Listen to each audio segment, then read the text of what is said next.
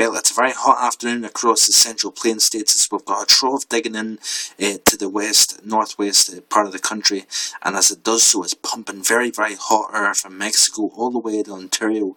We're seeing temperatures well into the 90s up and down the plain states this afternoon, even a 97 at Madison, Minnesota, a record-breaking 92 at Minneapolis. Not only the hottest temperature of 2012 so far, but also is a record.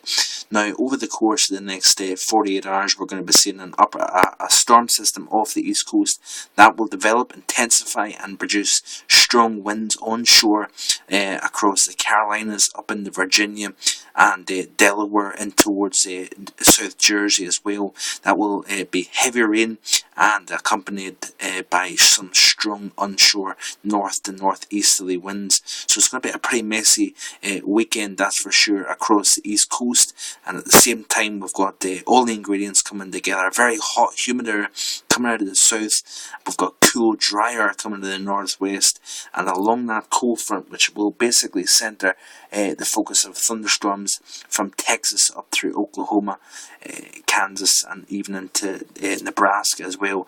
Watching out for damaging winds, large hail, and even some tornadoes across this region during this Saturday. Now, Saturday and then the Sunday, I'll skip through the Saturday just to show you the upper level chart.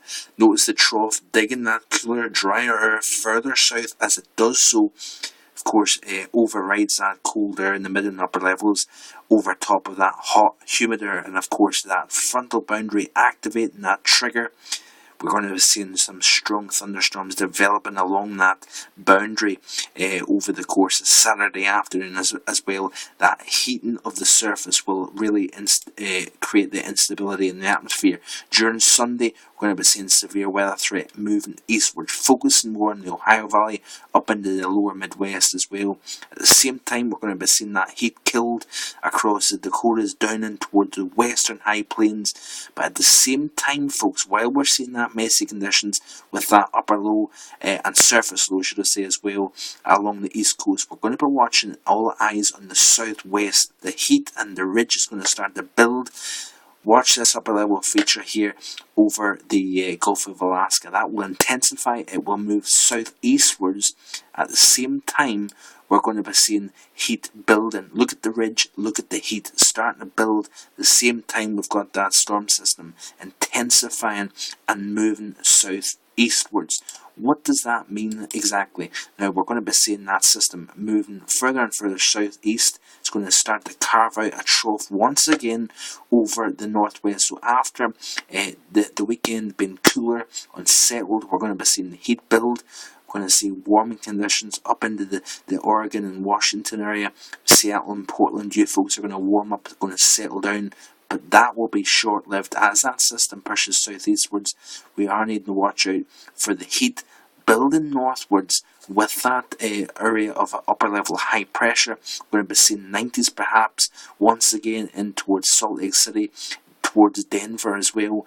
At the same time, we're going to be starting to see that cooler air drive southeastwards. So we're going to be seeing 90s once again up across the Dakotas by Tuesday afternoon and into Wednesday afternoon. At the same time, there's the trough digging in. We've got, of course, the potential here for yet more severe weather.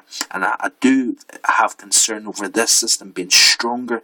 Of course, the heat building temperatures probably towards 110 in Phoenix during the early part of next week. But it's going to be all eyes on that severe weather threat as the storm system pushes down, driving cool, dry air into that hot, humid air mass. And of course, with that strong area of low pressure as well, the energy is there, the circulation is there for strong, severe thunderstorms developing along a cold front. And of course, you've got that risk of severe weather. Upper level trough and low pressure centered over the east coast. That will instigate unsettled weather over this part of the country into next week as well. So it's all eyes on this weekend. We've got severe weather.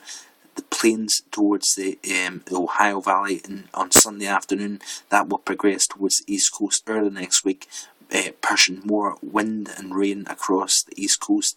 At the same time, we're going to be seeing heat build again across the southwest desert region, but it's a Gulf of Alaska storm system. It's going to carve out a trough once again across the west, and your severe weather threat may be worse during the mid part of next week as opposed to the weekend ahead. Hope you have a great weekend ahead. Bye for now.